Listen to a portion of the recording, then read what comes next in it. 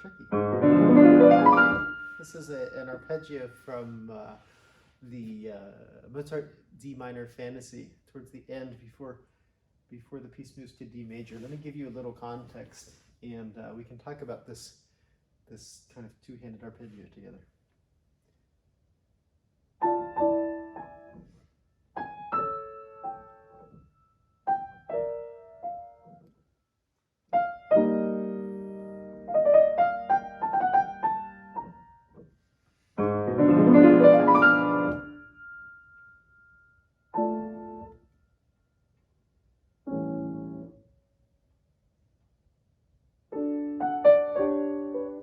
I think I may be one of the only pianists who's never played this piece. But anything like this in Mozart gives technical trouble that's not obvious to the listener unless the listener is a pianist, because the texture seems simple enough, but there's so many considerations. Just for example, as I was reading through that just then, I wasn't very happy with how I handled this staccato 16th note here. You know?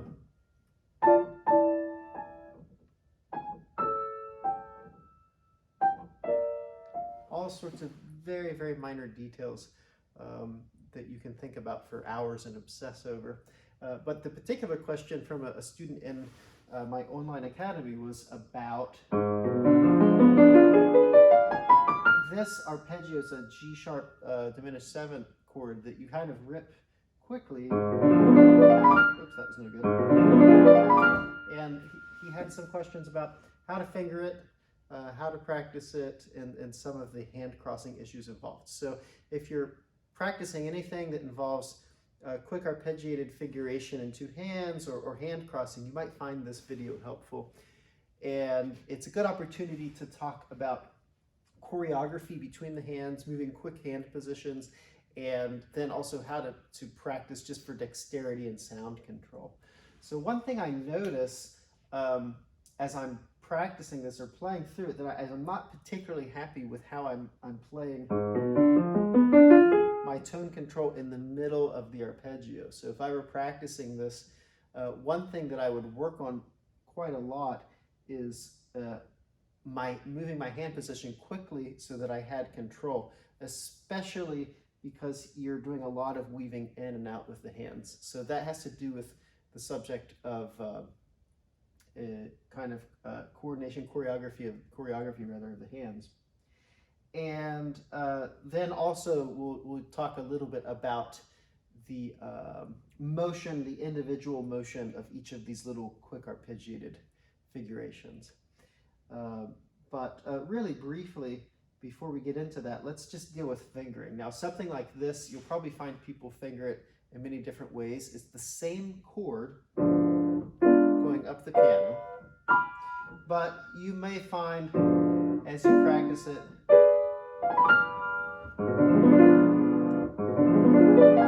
that there might be some sort of cheat.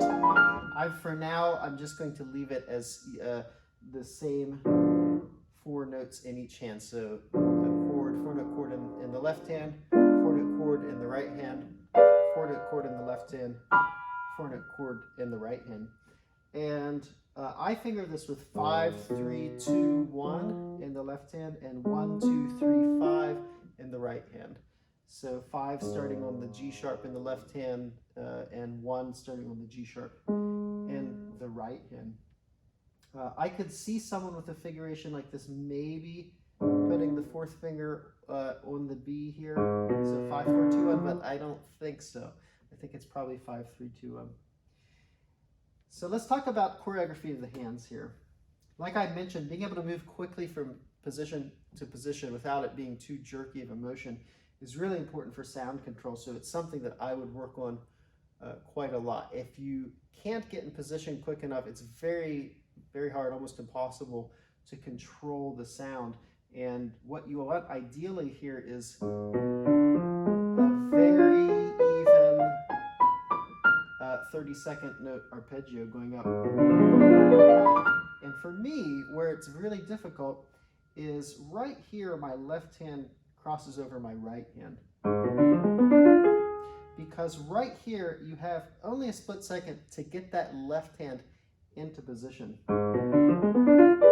And if any of these fingers for the first 3 notes aren't ready to go, you're really kind of dead meat. So the first thing I would practice quite a lot is just playing quickly in chords, or playing in chords, and then quickly getting my hand into position.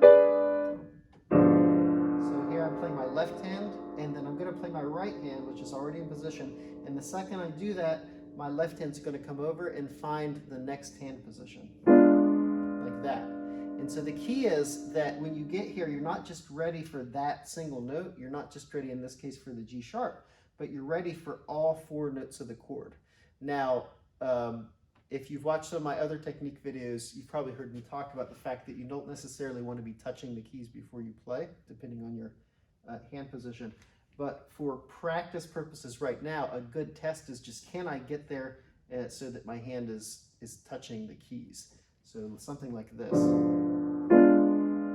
And again, my left hand is going over my right hand. In this case, I would not go under my right hand. And because of that, you're going to find if you're too far in here with the right hand, you're in big trouble, because you're giving yourself too far to travel, too much of an arc here. So you want to keep the right hand, you have to be in the keyboard a little bit because your thumb is playing this black key, but you want to keep the right hand pretty far down, so not up like this. And then you have to practice getting over there quick. That was probably a little too jerky. The ideal is that you can move quickly, but it's not a jerky motion. You see? Okay, so that's the first thing, is just practicing that positioning of my left hand. And you can apply this to whatever you might happen to be practicing. When you have a quick hand position shift, you want to practice getting there, not actually playing the keys, but just getting there. This is a Longhorn Texas mug. So I'm getting my left hand here, and then this is a really tricky little thing because my left hand is here in position. Now look where my right hand is. I have to actually escape my right hand under the left hand. Now, if my left hand is here in full position, that's tricky to do, especially tricky to do because my thumb is blocking the way. You see, my thumb makes it so that I'm kind of creating this trap here. And even if I go up, which is quite uncomfortable here, for me at least, it's still pretty low. In reality, what's going to happen as I'm playing is that I'm going to escape the second I play this note and get under really quick. So there still has to be a little bit of this arc out with my left hand, but it's going to be less pronounced than if I wait this long. So it's really crucial that I practice this escape. Now watch what happens. You'll see that the motion of my right hand, and we'll talk a little bit more about that in a second, actually leads me up. Okay, so the motion of my right hand is actually leading me up in an arc to that next G sharp position. You see, like that. That was pretty uneven, but I'm trying to show you this motion. You see, so watch my wrist here in my right hand. You see? So that actually gives me a fluid arc motion that comes from the motion of playing the right hand. Again, we'll talk about that in just a second here. Okay, so I'm practicing this and getting over there quickly, and then escaping and getting into this hand position. So that's the first thing I would practice. Okay, and then you can do that same thing arpeggiating all the way up and practicing a more fluid motion. Okay, so practicing in blocked chords and then practicing slowly. And as you practice slowly, as you open it up to those 30-second notes that are arpeggiated, make sure that your hands are still quickly moving from position to position. So one thing you'll see, I see people do a lot, that's a big mistake here, is you don't want to go and then you wait till here to move your hand. You're toast. The same thing here. The second I get off my thumb in my left hand, it goes over. And then the second this finger plays, I'm under here, okay? Hopefully that makes sense. Now, let's talk about the motion, the individual arpeggiated chord motion here. So you might think that the motion is going to be the same because you're playing the same notes in each hand, and sometimes that's the case, but let's just take a look and see if it's the case here. And again, as I describe these motions, remember your hand shape and size is going to vary dramatically from mine. So I'm describing what works well for me and works well for my students in general. The idea is to get you sort of on track with the motion, and then you have to really do the work to figure out what works exactly for you. And that will really vary quite a lot depending on hand shape and size. But these are some principles that will at least maybe get you thinking in the right direction. So for me, with these 4 notes in the left hand, there's a drop here, and then I'm actually walking the hand into the thumb, like that.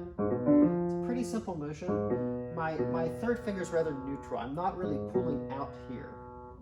I have to be pretty into the keyboard because of that black key, and I'm pretty much in position. So for me, it really just feels like a drop and then coming in, kind of this sort of shape. And the drop, I'm not kind of getting grounded there because that'll waste time. It'll sound, and it's the opposite motion, right? It's down and I'm trying to go in. So I don't really want too much of that.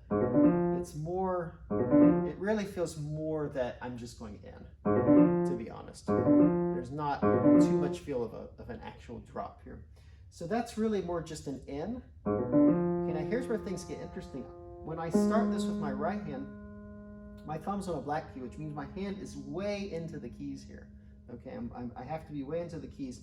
You don't want to be like this, and if you've watched my other technique videos or taken my courses, you know that this is a big no-no because my wrist is crooked. So for most hands, unless you've got huge fat fingers or something, you're going to want your hand to be a little more in here with your thumb.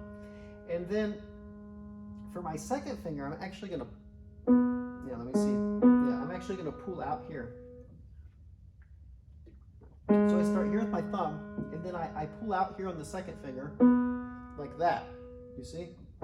So I start with this sort of motion. You see, watch my elbow. Okay. Now, for you, depending on your hand size, this will be more or less pronounced. So you have to really watch out when you're doing these motions that it's not this kind of huge floppy thing. You don't want that at all. But you see, I come out here, and then for 3 and 5, I'm actually going to come back in.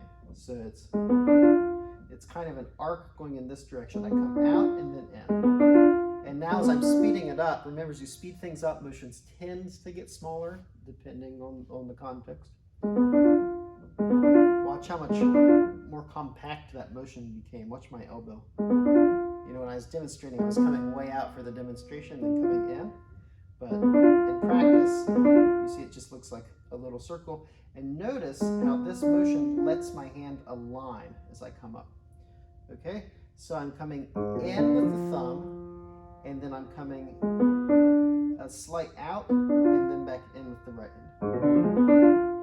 Okay? So those are the hand motions. If you've studied my other material, this might be obvious to you, but if not, you can pause there and actually just kind of maybe think about it a little bit. All right? And then one thing that's interesting, and this is a little hard to describe, is that you actually want to feel the energy kind of transfer between the hands. You'll feel this kind of sweep motion from all the way down here to the top.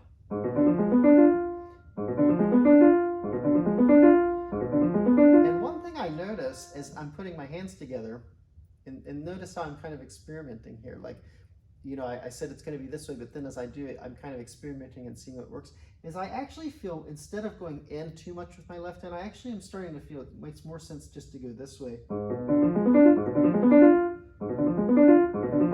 So there's a little bit of an in motion, but it's really more of a horizontal sweep motion here with the wrist. And what that does is it kind of passes the force or the motion or the momentum from my left hand to my right hand. We pianists, when we're describing technique, I know I'm not the only one who does this, tend to use physics terms very incorrectly, so please forgive me. I'm trying to get the idea across that you can kind of feel this motion going from one hand, this horizontal motion from the left hand to the right hand, and then coming in here. Now I'm not going to let my wrist come too far up on that push because I got to get my left hand over. Now for me, as I come over here with the left hand, I have a very small pinky, so when I have to land on a black note, it takes quite a bit of concentration. You see, so I'm landing right here and I'm ready to go. And then it's the same motion again. I drop, come a little bit in, and as I'm up here, I'm also noticing that I'm really hardly having to pull out at all with my right hand, just because of the angle I'm at the keys. It feels more like a drop and I'm coming in, okay? Just like that, okay? So it's a walk to the side and slightly in with the thumb, drop, out slightly, come in, and then the same thing here, drop, come into the thumb, I've escaped my right hand, okay, and then I just walk in like that.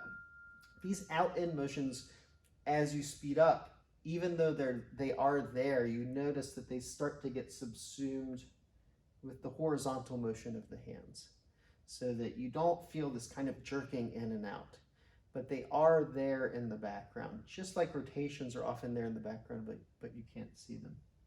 Okay, so that's that. It's a lot of things, right? There's the choreography and then there's the hand motions. I would practice them independently, and then I would practice very slowly, and you'll start to feel it just feels very fluid. Now let's talk about dexterity and listening. So anything with technique, listening, at the end of the day, you're trying to get a sound into the piano, right? So for me, I don't think too consciously about motions because I've been playing with these motions for many years, unless I'm really trying to rework something technically or think about something technically. I don't have to think in conscious terms.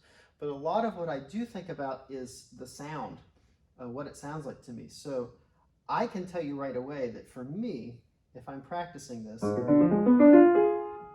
really not going to like this section, this transition in here. And I'm really picky myself. So I have to sit there and think, okay, is it very legato here, and is my sound quality, the volume and my tone consistent? And is it articulate? So that's just a matter of sitting there and listening to how the hands trade off. Okay, and then there's a couple things that come to mind just for dexterity. Rhythms practice would be really helpful. So long, short, long, short, long, short, long, short, long, short, long, short, long, that sort of thing.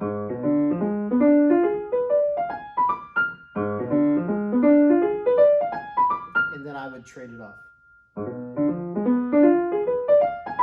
So I reversed it. And all this is doing is it's kind of letting me come at it from a slightly different angle each time with different kind of dexterity problems, going long, short, long, short, long, short, short, long, short, long, short, long, while I have to deal with the choreography of the hands.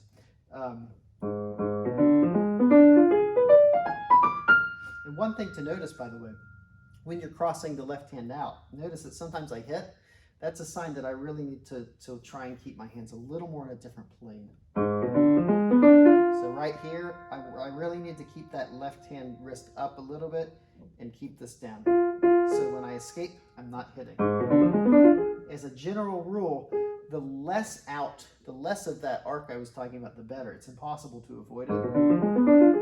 But the more I can just kind of continue horizontally, the better. That was uneven, but you get the idea. Okay, so those rhythms practices are good. And then for sure, pause practice is good. So because I know that I'm going to have trouble keeping a consistent tone here, I'll do a lot of pause practice. Where I'm just listening. Do I like that? Do I like my tone here?